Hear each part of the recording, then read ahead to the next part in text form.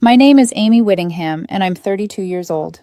For as long as I can remember, people have described me with words like steady, dependable, predictable. To some, those sound boring. But to me, steadiness has always been strength. I believe in keeping my promises in quiet acts of devotion that speak louder than grand gestures. That's how I love Philip. We'd been together for 5 years. He was a painter, restless, passionate, a man who left unfinished canvases leaning against the walls of our apartment. He could make a room shift with his presence, laughter spilling out like a dare. Where I was the anchor, Philip was the storm. And I believed, perhaps foolishly, that we balanced each other. He once told me I was the calm after his hurricanes. I thought that was the most romantic thing anyone had ever said to me. So when I decided to propose, I wanted the ring to capture the essence of us. Not flashy, not ordinary, but something with soul. I spent weekends wandering antique shops, running my fingers across velvet trays of rings, searching for one that spoke to me. And then I found it. A vintage ring from the 1920s, delicate filigree carved into the band, a diamond that caught the light like it was hiding a secret. It wasn't massive, but it was timeless, elegant. I paid more than I could comfortably afford, draining a large part of my savings. But in my heart, it wasn't a purchase.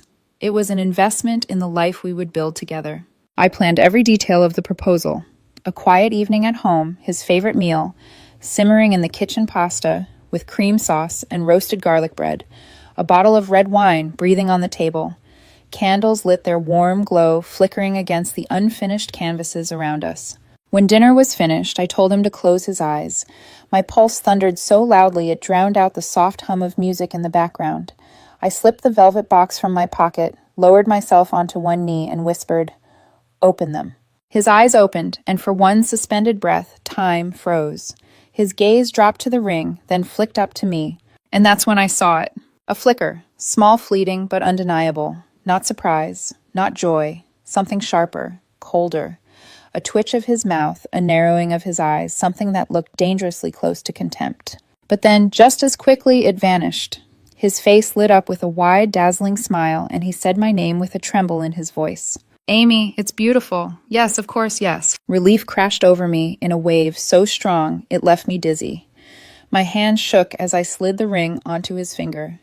He pulled me into his arms, warm and triumphant, and for that moment, all I felt was love. We spent the rest of the night tangled on the couch, dreaming aloud about the life we would build. Philip painted pictures with his words. A bigger studio, exhibitions overseas, children with paint it smudged on their fingers. I added my own details, slow mornings with coffee and laughter, quiet evenings under oak trees, the comfort of knowing we had each other to come home to. But beneath the laughter, beneath the clinking of glasses and the warmth of his arms around me, unease stirred like a shadow I couldn't ignore. That flicker on his face when he first saw the ring, was it real? Or had I imagined it? For weeks afterward, Philip wore the ring every day. He showed it off to his friends, posted a photo of it online with the caption, "The next chapter begins." His followers flooded the comments with congratulations. I felt like the luckiest woman alive. Until the night I came home and noticed his hand was bare. It was a Tuesday. He was sprawled on the couch, scrolling his phone, a faint smirk tugging at his lips. I leaned against the doorway, heart thumping. "Hey," I said, keeping my voice light. "Where's your ring?" He didn't even look up. "Oh, I had to get it resized. It was a little loose." The words sounded casual enough, but something in his tone twisted in my chest. The ring had fit perfectly when I slipped it onto his finger. Still, I forced a smile and nodded, pushing away the unease. But the next day it wasn't back. And the day after that. By the end of the week, I found myself staring at his empty hand at night, my stomach knotting tighter with each passing day. I told myself not to nag, not to seem insecure, but silence only made the weight heavier. Finally, one evening, as he lay beside me in bed scrolling through his phone, I whispered, "Philip, the ring." The jeweler said resizing only takes a day or two. He froze, then sighed, lowering his phone onto his chest. He didn't meet my eyes when he spoke. "Amy, I didn't get it resized." His voice was flat. "It's not with the jeweler." My chest went cold, my mouth went dry. "Then where is it?" He sat up slowly, his shoulders tense. "I sold it." The words struck like a physical blow, hollowing me out in an instant. I thought I had misheard. "You sold it?" My voice was barely a whisper. His eyes flashed with something that wasn't shame. It was defiance. She needed me. You don't get it. The she hung in the air like a knife. My lips trembled. Who, Amelia, he said at last. His ex. The woman he had once spoken about with a reverence that made me uneasy. She's in trouble, legal trouble. She didn't have anyone else to turn to. My heart thudded painfully, but my voice remained eerily calm. So you sold the ring I gave you for her? His jaw tightened. It wasn't about the ring. You don't understand Amy. You've never had to fight for love. You're too easy to love. Amelia's broken, and I wanted to be the one to rescue her. The words lodged in my chest like shards of glass. Too easy to love. I stared at him, and for the first time I saw him clearly. Not the storm, not the muse, not the man I thought I was building a life with. Just a boy addicted to chaos, mistaking destruction for passion. I didn't argue, I didn't scream. Instead, I rose quietly, walked to the closet, and pulled out a duffel bag. Into it, I packed only my wallet, my phone, and my car keys. Philip's face twisted with confusion. He had expected a fight. He had expected tears, accusations, maybe even forgiveness. What he hadn't expected was silence. At the door, I paused my hand on the knob. My voice came out calm, almost detached. You won't save her, Philip. You'll lose everything. And I won't be here when it happens. Then I stepped into the night, closing the door softly behind me. For the first time in years, the silence belonged only to me. The night I left, the city air felt sharper than usual, carrying a chill that seeped through my thin coat. My duffel bag thudded against my hip with every step, light enough to remind me how little I was taking, heavy enough to remind me of what I had lost. I checked into a short-term rental the next morning. The apartment was small, with peeling wallpaper and blinds that clattered against the window whenever the wind picked up. The refrigerator hummed a lonely tune, and the furniture looked like it had been dragged in from a second-hand store. It wasn't home, not yet. It was a cocoon, sterile, silent temporary. But at least it was mine. In the days that followed, I lived like a ghost, haunting a new life. I went to work, smiled when colleagues asked about weekend plans, and came back to the hollow apartment each night. I ate microwave dinners under the weak yellow light, stared at the white walls, and listened to the faint arguments of neighbors bleeding through paper-thin walls. And every night I replayed his words, "You're too easy to love." At first, they stung like acid poured on open skin, but soon they dulled into something stranger clarity. Philip hadn't meant to give me a gift when he said it, but in some twisted way he had. He had revealed the truth. My love wasn't lacking. He was. Still, clarity didn't erase the ache. I'd close my eyes at night and see the proposal replayed in fragments. The flicker of disappointment when he first saw the ring, the forced smile, the words that tasted like lies. Then came the echo of his confession. I sold it. The ring hadn't just been jewelry. It had been my vow, my sacrifice, my symbol of us. And he had pawned it off for Amelia, the ex who thrived in chaos and pulled him toward destruction like a moth to flame. Some nights I'd almost convince myself to call him, to demand an explanation, to scream at him until my throat bled.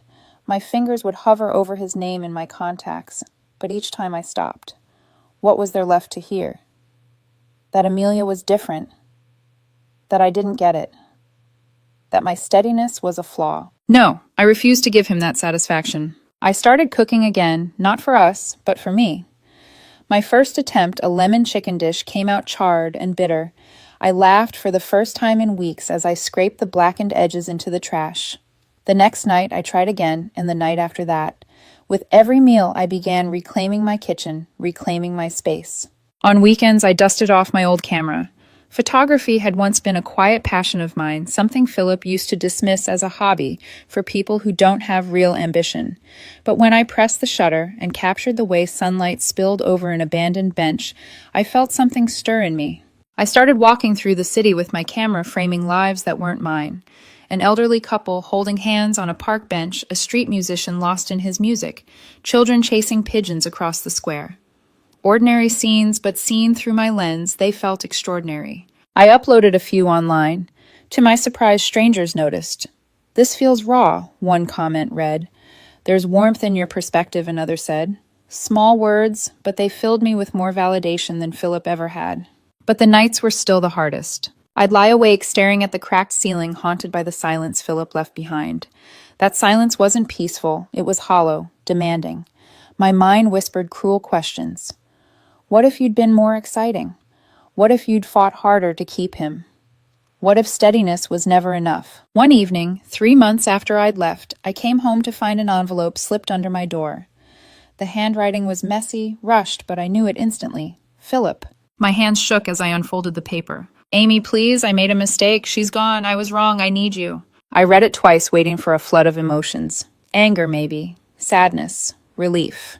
But none of it came. Instead, a strange calm settled over me. I folded the letter neatly and tucked it into the drawer of my nightstand. Then I poured myself a glass of wine and sat by the window, listening to the rain tapping against the glass. Philip's world was collapsing, and for once it wasn't my problem. The irony was sharp enough to taste. He had called my love too easy. Sold my ring to save someone who had no intention of being saved, and now he was begging for the one thing he had dismissed me. I whispered into the quiet, "This isn't my burden anymore." And for the first time since walking away, I believed it. Because love that demands you abandon yourself isn't love at all. Time lost its shape after I left Philip. Days melted into weeks, weeks into months. I no longer marked life by holidays or birthdays, but by the groceries I bought, the rent due each month, the stack of books I piled on the nightstand without finishing. At first, the silence was unbearable. The apartment felt sterile, like a hotel room no one bothered to decorate. No photos on the walls, no worn cushions, shaped by love, no faint smell of garlic and rosemary clinging to the air. Just blankness. And yet, that blankness was better than the noise of betrayal. Still, I haunted the place like a ghost. I'd go to work, smile at coworkers, nod through their small talk. Then I'd return home, heat a microwave meal, and sit in the quiet. I told myself it was temporary, that I was just surviving. But survival has its own weight. At night, lying in bed, I would replay his words, "You're too easy to love." The sentence wrapped around my chest like a chain. He'd said it with disdain, as if loyalty and steadiness were sins. At first, I believed him. Maybe I was too plain.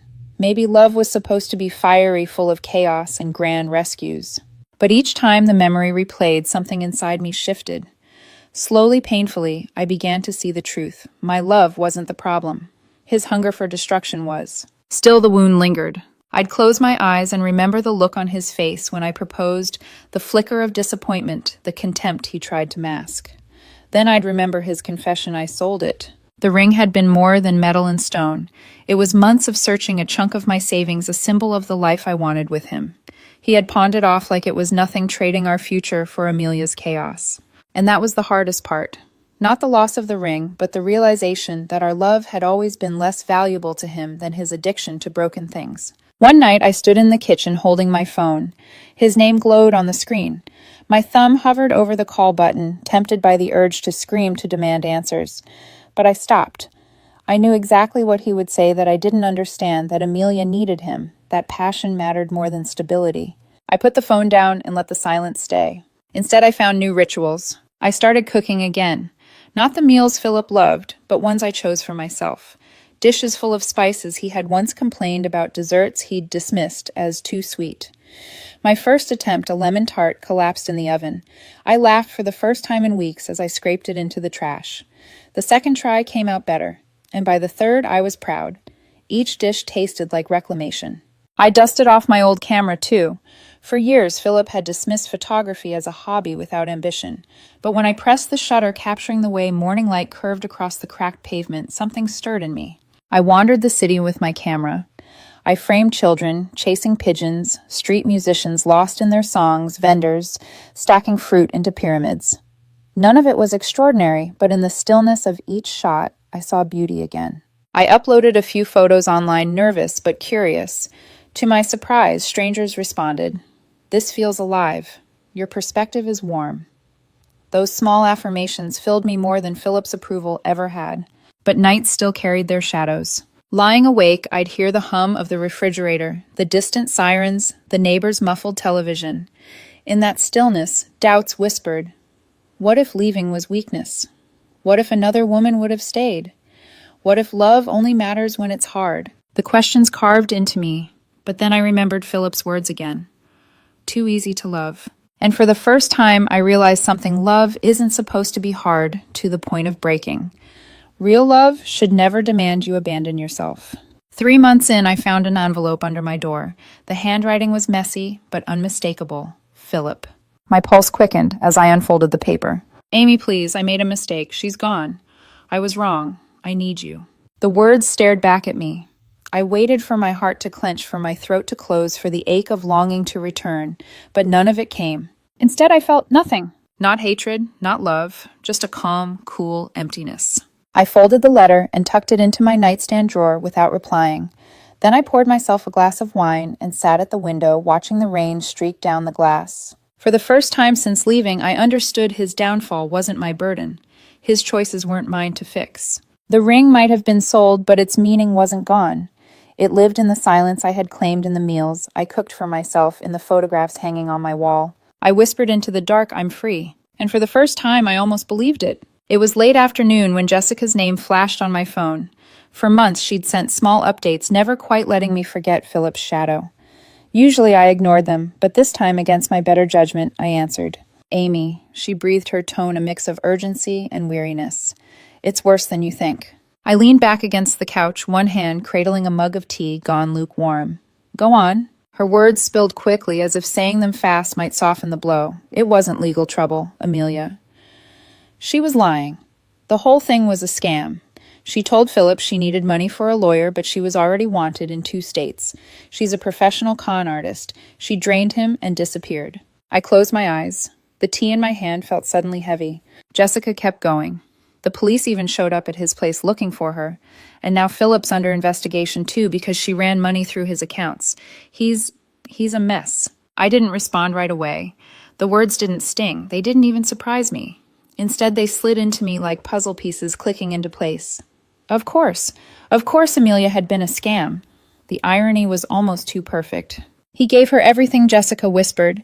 His savings, his credit cards, loans he pulled out in his name. And of course the ring. My chest tightened, but not with grief. The ring had been gone the moment he chose her. The moment he chose chaos over commitment. Jessica hesitated. He's been trying to call you. He says you're the only one who can understand him. The only one who can help. A hollow laugh escaped my lips before I could stop it. Of course he does. Amy, please, he's falling apart. I shifted in my seat, letting her words hang. Jessica, listen carefully. I said, my voice even. Philip didn't stumble into this. He walked into it. He chose her. He chose destruction. He sold the ring I gave him, not for survival, not for necessity, but for a fantasy. That's not a mistake. That's who he is. And I won't rescue him. On the other end, Jessica fell silent. I softened my tone. I know you care about him, but I don't owe him anything. Not anymore. When she finally spoke, her voice was quiet. I thought you should know. Thank you, I said simply, and hung up. For a long time, I just sat there in the quiet. The setting sun spilled orange across the walls, catching on the framed photos I had taken, moments of strangers' slices of life. They looked back at me like reminders. This is your world now, not his. The irony was thick enough to choke on. Philip had looked at me steady and loyal and called my love too easy. He had sold away our future for the illusion of passion, for the thrill of saving someone who never wanted to be saved. And now he was left with nothing but debt, shame, and empty hands. That night, my phone buzzed with a message from an unfamiliar number. I didn't need to open it to know who it was. I deleted it without reading. Because what could he possibly say? That he was sorry. That he loved me now that Amelia was gone. That he finally realized what I had given him. None of it mattered. Jessica called again a few nights later. This time, her voice carried something like pity. Amy, his family won't help him. They're done. His friends, too. No one wants to be around him anymore. He's completely alone. I stood by my window, watching the city lights blink awake one by one. That was his choice, I said quietly. You don't feel anything, she asked. I thought about it. Did I satisfaction triumph anger? No, I said finally. I feel nothing. And that's how I know I'm free. Because indifference is heavier than anger. It's the final severing of the cord. After I hung up, I poured myself a glass of wine and sat at the table with my photographs spread out before me. A street violinist. A child blowing soap bubbles. An old man smoking under a neon sign. The ring was gone. The future I thought I wanted was gone. But in its place was something better, the clarity of knowing I had escaped. I raised the glass in a quiet toast to the empty room. You got what you wanted, Philip, and I got what I needed. The silence that followed was no longer suffocating. It was mine. Once word of Philip's downfall spread, the silence I had built for myself began to crack. Not because I let him in, but because others tried to force him back into my life. The first call came from Jessica. Her voice, usually brisk, sounded weary. "Amy," she said, "I know you don't want to hear this, but could you just talk to him?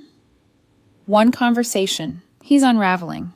You were always the one who grounded him." I stared at the photographs on my wall, snapshots of strangers living unremarkable but beautiful lives. My life was finally starting to look like them, quiet, ordinary, peaceful. "Jessica," I said, steady as stone, "that's not my job anymore." "You don't understand," she pressed. "He's not eating. He's drinking too much." "Then he needs help," I interrupted, "but not from me." The silence that followed was sharp, heavy. Then she muttered, "You're colder than I thought," and hung up. I thought maybe that would be the end of it. I was wrong. 2 days later, another call came, this time from Marcus, one of Philip's friends, who had always looked at me like I was a leash around his wild, untamed buddy. "Amy," he barked, skipping any greeting. "Look, you need to stop being stubborn. Philip messed up, but he loves you. You can't just abandon someone like that." I almost laughed at the absurdity. "Abandon?" I echoed, my tone sharp. "He abandoned me the moment he sold the ring." Marcus scoffed. "It was a mistake. Everyone makes them." "A mistake is burning dinner," I shot back. "Selling an engagement ring to bail out your ex isn't a mistake. It's a betrayal. Don't call me again." I hung up before he could answer. But the worst call came 3 nights later. Linda, Philip's mother. If Marcus was blunt and Jessica was pleading, Linda was calculated. "Amy," she said smoothly, her voice dripping with false warmth. "It's Linda. I'm sure you've heard about Philip's situation." "I have," I said flatly. "Well, then you know he needs you. He thought he was helping someone, and yes, he made a mistake. But a woman like you, steady, dependable, you're supposed to stand by your man when things get hard." Her words sliced deep, not because I believed them, but because they revealed exactly how she had always seen me. Not as a partner, not as a person, as a utility. With respect, I said carefully, he didn't just make a mistake. He sold my ring to chase chaos. He chose Amelia over me. He chose destruction. That's not something I can or will rescue him from. Linda's voice sharpened. "You're cruel, heartless. I always knew you weren't enough for him." For a moment, I almost faltered. Almost. But then I felt something else rise, clarity. If being enough means sacrificing my self-respect to fix his disasters, I said, my voice clear and steady, "Then you're right. I'll never be enough. And thank God for that." Before she could reply, I ended the call. My hands trembled as I set the phone down, but not from fear. From release. For years I had played the polite partner, careful not to upset Linda's cutting tongue. But now the leash was gone. That night I blocked her number.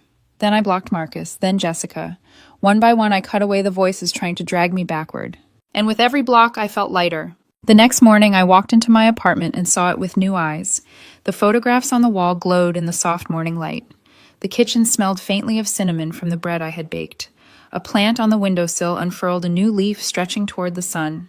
This wasn't exile anymore. It was home. For so long I had feared that leaving Philip made me cold, heartless, unworthy of love. But as the days passed and the calls dwindled to nothing, I realized the truth. Walking away had been the bravest thing I'd ever done. I hadn't abandoned him. I had chosen myself. And for the first time in my life, that choice felt like enough. By late summer, my life no longer felt like a patchwork of survival. It began to feel like mine again. The apartment that once echoed with sterile emptiness now pulsed with small signs of growth. Photographs lined the walls in mismatched frames, street musicians, children, splashing in fountains, the quiet dignity of an old man selling roses by the subway. My kitchen carried the warm scent of bread more often than not, and a stubborn green plant on the windowsill stretched higher each week, defying my inconsistent watering. I had learned to fill the silence not with Philip's chaos, but with my own presence. My photography gained momentum slowly, then all at once. What began as strangers leaving comments online turned into invitations. Small community exhibits, requests to photograph birthdays, even office colleagues asking me to capture their families. The first time someone handed me money for a print, I sat in my kitchen with the envelope in my hands, crying softly. Not because of the cash, but because someone had seen value in what I created, in me. I never posted about it on social media. I didn't send updates to mutual friends. This success wasn't about proving anything to Philip or anyone else. It was about reclaiming myself brick by brick, frame by frame. And then one evening at a local gallery, I met him. His name was Adrian Everett. He wasn't loud, wasn't the kind of man who demanded attention when he entered a room. He lingered near my photographs longer than anyone else, quiet and contemplative. When I finally approached him, unsure whether he was simply being polite, he looked at me and said, "These feel patient, like they're waiting for the world to notice what's already there." His words startled me. No one had ever described my work that way. "Patient?" I asked, testing the word on my tongue. He nodded, his smile understated but genuine. "There's strength in patience. Most people miss it." Something shifted inside me, a warmth blooming where doubt had long lingered. We talked until the gallery lights dimmed and the staff began sweeping the floor. Unlike Philip, who had once spun chaotic fantasies of broken muses and storms, to chase Adrian spoke about his work in architecture. His eyes lit up when he described restoring old buildings, preserving what still stood instead of tearing it down to start fresh. There was no arrogance in his voice, no hunger for drama, just quiet pride in shaping stability. Over the next few weeks, we met for coffee, then dinners. Our conversations stretched late into the night, not because either of us was trying to impress, but because curiosity unfolded naturally between us. It was easy, not the too easy Philip had once sneered about. Easy in the way a steady rhythm makes your heart beat calmly. Easy like breathing after you've held it for too long. One night we passed a bookstore together. In the window, a sign read, "Patience is also a form of action." Adrian paused, staring at it. Then he turned to me, his eyes soft. "That reminds me of you." For a moment, my throat tightened. Old wounds whispered too easy to love, but I pushed them aside. "I'll take that as a compliment." "It is," he said simply. I didn't rush things. I didn't leap into declarations or dream up futures too quickly, but slowly I let him in. We cooked together in my small kitchen, laughing when we ruined pancakes. He carried my camera bag without complaint on long walks, never once making me feel like my passion was small. He didn't need me to bleed for him to feel alive. And for the first time, I realized something vital. Philip hadn't been entirely wrong when he said my love was easy. He had just misunderstood. It wasn't easy because it was shallow. It was easy because it was real. Because I didn't require chaos to keep it alive. Because I gave without calculation. That wasn't weakness. That was strength. One Sunday morning, I woke with sunlight spilling across the photographs on my wall. Adrian was asleep beside me, breathing softly, his arm draped over my waist. I studied his face in the quiet and felt no fear, no gnawing dread of betrayal. What I felt was peace. I understood then that I had built something sturdier than any ring, sturdier than any vow Philip had once dismissed. A foundation no one could sell, no one could steal. A foundation I had built myself. It was almost a year after I walked away when the past finally forced its way back into my life. Alex, a mutual friend, invited me to a small get-together. I hesitated, worried about walking into old shadows. But Alex assured me, "Don't worry. No one defends him anymore. Everyone knows what he did." So I went. The evening was warm, the air thick with the faint smell of autumn leaves. Inside, Alex's apartment buzzed with easy laughter. I stood in the kitchen with Adrian talking about a hilariously bad movie we had seen the week before. His hand brushed mine as he reached for a drink, steady and unassuming, and I felt that familiar sense of calm. And then the room fell silent. The front door opened, and there he was. Philip. But not the Philip I remembered. This Philip looked hollow. His clothes hung loose, his hair unkempt, his face drawn and pale. The restless energy that had once made people orbit around him had vanished, leaving only desperation in its place. His eyes found me immediately. He pushed through the crowd, ignoring the awkward stares and whispers. The hum of conversation died, replaced by the sound of his footsteps closing in. "Amy," he said when he reached me. His voice cracked hoarse and broken. "I've been trying to find you." I looked at him calmly, my expression unreadable. I wasn't angry. I wasn't sad. I was simply still. "I need to talk to you," he pleaded, his hands trembling. "Please. I know I hurt you. I know I said terrible things. But I've lost everything. I don't have anyone else." The room was silent, all eyes on us. I lifted my glass, took a slow sip, and set it down before answering. "That's a shame," I said softly. "I hope you figure it out." His face twisted with panic. "You can't just say that. Amy, I loved you. I still love you. You were." His voice broke. "You were the best thing I ever had." I tilted my head, studying him like one of my photographs. "Funny. I don't remember you saying that when you sold the ring I gave you." Gasps rippled through the room, but my tone remained calm, almost detached. You don't understand, Philip stammered. I thought I was saving her. You thought wrong. The words landed like stones. He flinched, his shoulders collapsing inward. You told me I was too easy to love, I continued, my voice steady. Do you remember that? He swallowed, hard shame flickering across his face. You said I didn't know what it meant to rescue someone. But here's the truth, you didn't want love. You wanted chaos. You wanted someone to bleed for you so you could feel alive. I stepped closer, lowering my voice so only he could hear. And in the end, that's exactly what you got. Chaos. Destruction. Emptiness. He opened his mouth, but no words came out. Adrian's hand found mine, warm and grounding. His presence reminded me of where I stood now, of the life I had built without Philip, the love I had discovered that didn't demand suffering. I looked back at the man who had once held my heart. You told me I'd never understand what it meant to be rescued, I said quietly. But you were wrong. When you sold that ring, you did rescue me. You freed me from a future that would have destroyed me. You saved me from you. His face crumpled, shame and disbelief battling in his eyes. I didn't mean it, he whispered. Those things I said, you're not too easy to love. You're everything. I see it now. I shook my head, a humorless smile tugging at my lips. You see it too late. And then with deliberate calm, I turned my back on him. I walked back toward Adrian, toward my friends, toward the life I had built brick by brick. Adrian squeezed my hand, a silent affirmation, and together we moved back into the flow of conversation. Behind me, Philip stood frozen alone in the silence he had created. But the silence